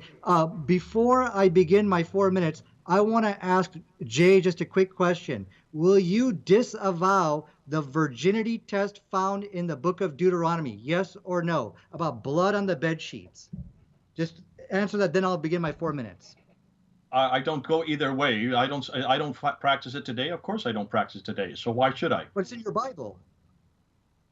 Sorry, I don't follow the Old Testament. I follow Jesus Christ. That's a whole other debate as to what was happening in 1400 BC and what we follow today. I go to Matthew 5. If you want to go into that thing, if you want to go into, I would love to debate you on that, because it's brilliant that you even bring it up. Why don't we go and follow the Mosaic Law, and why do we follow Jesus Christ? I wish you would, Nadia. You could really come on home. You could use an awful lot of good, solid logic, because almost everything that we need to follow today, you can find in Jesus Christ. Okay, so let me begin. So Jay Smith, let me translate what he's saying in English. He acknowledges this to be a scientific error inside his Mosaic law. I don't follow that law. I follow Jesus. Come on, man. You are kind of dancing around the issue, but for the record, let it be known, he's accepting this as a scientific error. Good, there's one. Now, the second scientific error. You said this was Please don't misquote me, Nadir. I did not accept it as a scientific error. This has nothing to do with science. This is a custom that existed in 1400 BC. It is not something that we do today. Many people do it today. I don't do it today. We don't do that in the West. And the reason that we don't follow the Mosaic Law, now get it right, I'm not saying that's an error. We don't follow it because we leave it in 1400 BC and we follow Jesus Christ. Please quote me right. All right. This is your time. Go ahead, Nadir. Okay, as you can see, he's running, Jay Smith is running away from the scientific error. It's not a scientific error because it was practiced 1,000 in the 4th BC, whatever. Come on, does this stuff make sense to you? He's just, what he's doing, he's trying to, I don't know, trying to win the debate here, but I think it's pretty clear to everybody. I think Virgin blood on the bed sheet is ridiculous. It is a scientific blunder. Jay is saying, okay, well, I just don't follow it today. But it's in your book, and it should never be there. It wasn't right 1,000 years ago, and it's not right today. Many women don't have hymens. It can get ruptured from horseback riding, from whatever. Obviously, science today tells us there is no virginity test. That's ridiculous. But Allah, if you look in the Qur'an or in the Hadith, you will never find that biblical blunder inside there. Now, you said that the Bible in Matthew, I think it's Matthew chapter 31, verse 31 or something, 13:31, it says over there, the kingdom of heaven is like a mustard seed, which a man took and planted in his field. Though it is the smallest of all seeds. What? It is the smallest seeds to you? Jay said he's talking about the seeds which you guys know, that you guys are familiar with. We can look from the text here. It doesn't say anything like that. Jay, very quickly, will you disavow this verse, yes or no? I don't disavow this verse. I absolutely understand what Christ was saying at that time. That's a metaphor. How many times have we said that tonight? Have you noticed? You are still not listening to what we're saying. It's a metaphor for the people at that time. Eddie has said it. I have said it. Almost everybody who is watching this, I'm getting texts right now. They're laughing at you, Nadir. You don't really have much to talk about tonight but the mustard seed. Can you please now get to the material we've asked you about? Can you please answer the questions that Eddie I have asked you, that the man who has just called you has asked you? Can you please talk about the sun and the moon following each other? Please get to this material. You're running out of time.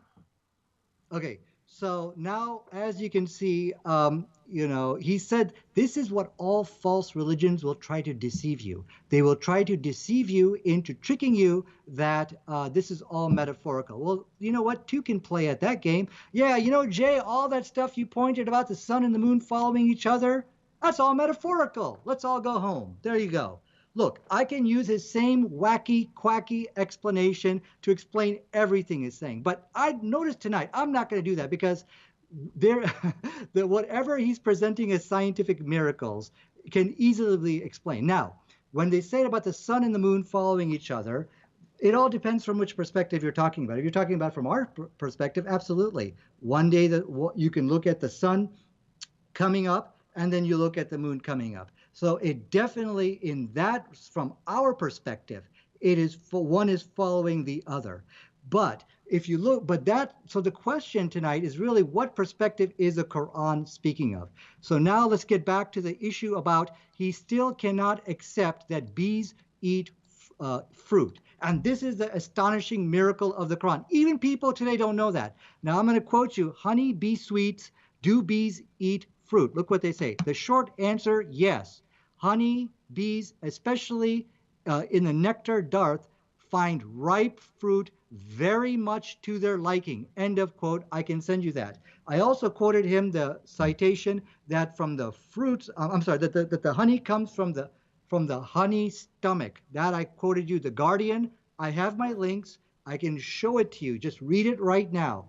So, Brother as Nadir, we can see, he your was time is not up. able to answer. Yeah. Yeah, your time is up, brother. We appreciate you answering those, although we don't think it's a valid answer or you've even answered them. But the caller that had the heaven first and then the earth, we got those verses. In Surah 79:27, the heaven was made first and then the earth. In Surah 41:11, the earth was made first and then the heaven. Which one is it? Because both cannot be synonymous. They cannot be working together with one flow. And please take 1 minute to answer that. And then we'll go to Brother Jay for his final statement, my final statement, or we'll go back to you for your final statement, and then I'll make the final statement as well. So take 1 minute to answer that, please, for the sake of time. Okay, it was Surah 41:11, and what was the other one? 79:27. 79, okay, 27. Okay, so I got 1 minute. So let me very quickly say, the Surah 41:11 says, then he directed himself to the heaven while it was smoke and said to it and to the earth. So right here we see it's not talking about which one was created first. So the whole argument falls to pieces right here. Surah 79 verse 27 says, and which of you is more difficult creation? Is heaven, are you more difficult creation or is a heaven? Allah constructed. Where's the contradiction? I don't see anything. But contradictions in the Quran or the Bible is definitely a good topic. I think it's... Is there any way you can read them in Arabic? You said you speak Arabic, because I'm reading them in Arabic and it says exactly what the caller was saying as well. But if you can read them to yourself in Arabic, because sometimes for those that don't read Arabic, their Arabic is funny when they read the Quran, or maybe sometimes misleading, and I don't want you to be embarrassed by any chance there. So go ahead and read them to yourself in Arabic. We will go to Brother Jay for 4 minutes, his final statement, and then we'll come back to you. We'll give you 4 minutes to prepare an answer for that, and then you can answer it in 1 minute, and then take 4 minutes for your final statement. Dr. J? I do not want to have Sorry, Eddie, I'm not going to do a final statement, then have him do after me. I'm sorry, if you could have him do his final statement, then I will end with the final statement. All right, go ahead. Nadir, did you want to give us a final statement? And you can look that verse up, those verses up as well, because in the Arabic, they're saying exactly what that caller was saying. Okay, so let me start my, I'm looking at it in the Arabic. There's nothing about khalaqa, which means to create. There's nothing like that in the verse. But this is off topics. Whether the Quran or the Bible contradict each other, it's a great topic. I would love to do that, but that is off topic. Really what we started to discuss here is where the scientific errors inside the is the Quran a scientific miracles? We went off topic on what I debated in 2008. I'm sorry, Jay, if I wasn't able to answer your question, but as you can see, I had my plate full here to answer everything, and you guys almost had double time than what I had. But anyways, so we learned a lot today. We learned a lot from the Quran. Bees eat fruit. Go ahead and Google it. Do bees eat fruit? We learned that honey comes from the stomach of the bee. We learned that today. This is stuff which people even in today's world don't know. Now, I've presented my references to Jay. He just kept denying them. Well, I don't think it's like that. I don't think it's like that. But be rest assured, email me, na19711990@gmail.com. I can present my references to you.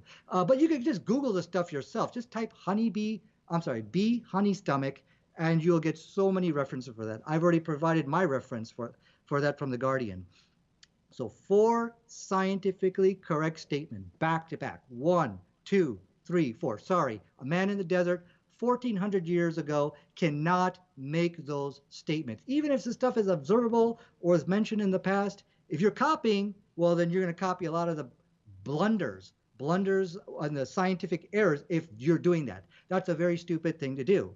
If you're doing your own research, 10-to-1 ratio of scientific errors for 1 correct statement. 4 scientifically correct statements back to back proves the Quran is a scientific miracle. That's the first one. The second evidence which I've presented to you today. Astonishingly, the Quran corrects 3 scientific blunders of the Bible, embarrassments. The Bible says that the mustard seed is the smallest seed planted in the ground. It didn't say the seed which you know of, as J. Smith and I believe Eddie mentioned. That's not what the Bible says. If the Bible said that, then my point is mute, of course. But I can be rest assured it does not say that.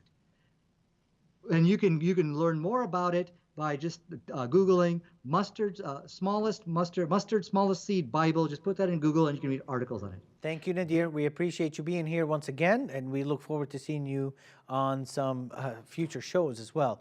Brother Nadir, you said that it's an embarrassing fact. I'm not embarrassed as a Christian. Dr. J, are you embarrassed?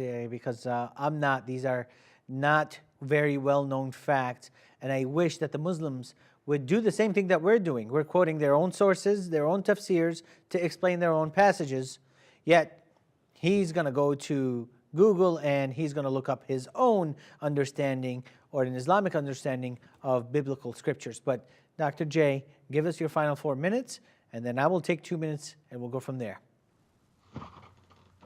Yeah, I think it's been fascinating tonight. Nadir has claimed that he will probably claim tomorrow that he has won this discussion because he has proved 4 scientific facts. I would like people who are watching to ask whether you think Nadir is correct. Do you think that Nadir has not only supported his evidence, he's using a Guardian article about the fact that there's a stomach called the honey stomach, and he believes therefore honey is made in the stomach. It does not come from the stomach. It comes from, everybody knows that honey comes from honeycombs. The bees bring the nectar to the honeycombs, and that's where the honey is produced. He then has spent almost an entire debate, an hour and a half, really coming down on the mustard seed, which had nothing to do with the debate today, trying to claim a biblical error. And he's saying that this is, and though we went over and over, said that this is a metaphor for that time, for the period of that time, so they would understand. He says, okay, let me just use on the sun as an orbit in Surah 21:33 and 36:40 and Surah 91 verse 1 and 2. I'll call that a metaphor. The very thing that he won't accept from us, he is now using for his defense of the sun following the moon. I just caught him out on that. Fascinating how inconsistent Nadir is. Thank God we don't have to be inconsistent like this. Thank God we don't have that problem with the Bible. I'm so glad that I can trust this book. You pretty well, those of you who have watched this debate tonight, pretty well have seen that this book's got a lot of problems. We've not gone through a number of areas. He didn't even talk about the dark waters. He really didn't understand the whole things with the different water, the different types of water and the barriers between the water. I think Eddie really helped him with the Arabic on that.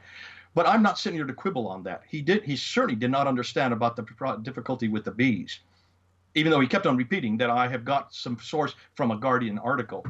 It's fascinating to me that Muslims have to spend so much time trying to find scientific proofs in the Qur'an. Why is it they're even asking this question? Have you heard Christians doing this?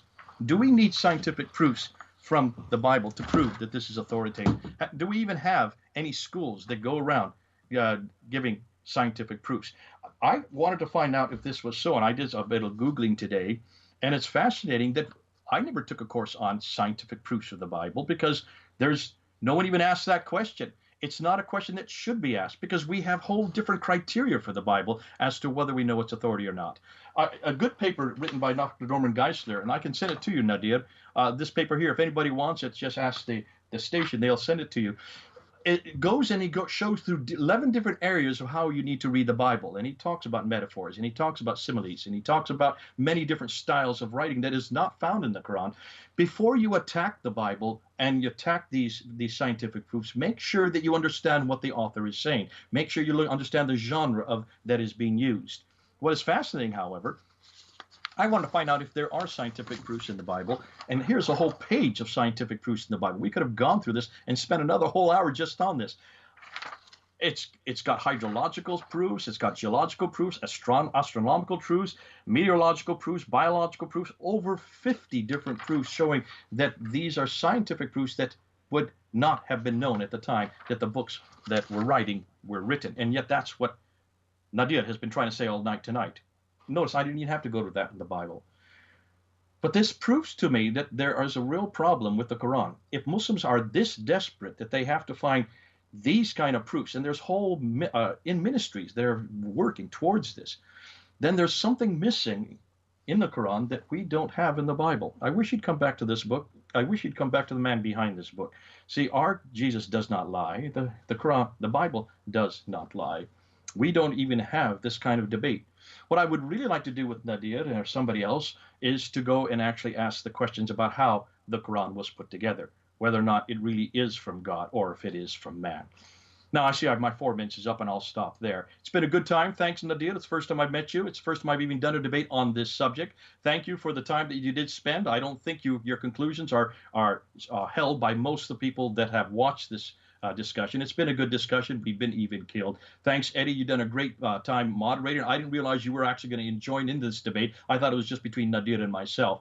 But nonetheless, God bless you. You're an Arabic speaker, and you know the material a lot better than we do when it comes to Arabic. Listen, it's been a great time. God bless you all. This is Jay, over and out. Well, thank you guys for joining us. I wanted to say that if you want to learn the Quran, please try to go to the Arabic, as a lot of Muslims will tell you, because really when you read it in the English, it is deception at its best. It has been really mistranslated. So when I went into these passages and I read in Arabic, he claims that he knows Arabic. He should have known exactly what I was talking about.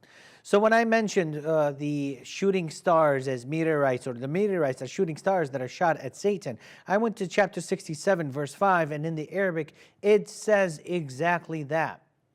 When I went into chapter 55, verses 19 through 22, about the two seas not mixing together, fresh and water, I went into the tafsirs, fresh and water and salty water. I went into the tafsirs as well in the Arabic, and I was showing him exactly where this was and the word in Arabic so that he can look it up, or maybe he might know it. Any Arabic-speaking person would know, if that is his native tongue, that barzakh is the word of a land barrier. This is a land barrier, not it's still in water. This is a land between two waters.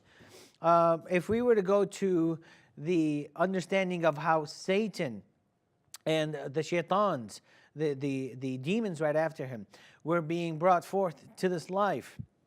It's literally Satan having sex with himself because he has a penis on the right thigh and a vagina in the left thigh, and he brings forth kids. He lays eggs every single day, 10 eggs a day, and out of each egg, 70 shaitans females and shaitanas females and shaitans males will come out.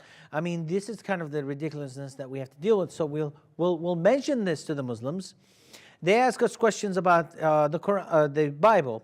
We'll mention what we believe. We'll actually interpret it for them because we're the Christians here. And yet they don't buy it. They want to believe in their own way. So he got stuck with the Palestinian seed, the mustard seed, but he couldn't show anything else. But we're trying to tell him, please don't go to that. Now we also tell him, get off of this topic and try to answer the questions. And we get no answer from that. And then in his own head, he says that we have submitted to him and his ideas. Really, we have not, and we've been saying this to you over and over again. I'm going to the Arabic over and over again. That's how I'm proving to you that I know exactly what this is saying. Yet you're going to the English, and the English is demolished. The English is taken away. What I have to say is this. When you read the Bible, there's a 99.6% accuracy in what it has to say.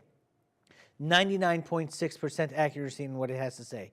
The rest of the errors that I'm talking about are not critical errors. There's commas or misplaced letters here and there. They're not really so big. So why don't you go ahead and give the Bible a try and see if there are scientific proofs in the Bible, and see if it is, like Brother Jay had said, something that we actually have to defend. We don't actually have to defend it. We don't have schools of thoughts on this. We don't even have schools talking about scientific proofs of the Quran or of the Bible. But the Quran does, and we have to go to school to learn all these things. So, bottom line, I'd like to thank Brother Nadir for coming on the show, Dr. J for coming on the show as well. We look forward to hearing from you guys on some future episodes. This has been an episode of The Truth and Lies on the Trinity Channel. We thank you all for watching. God bless and have a good night.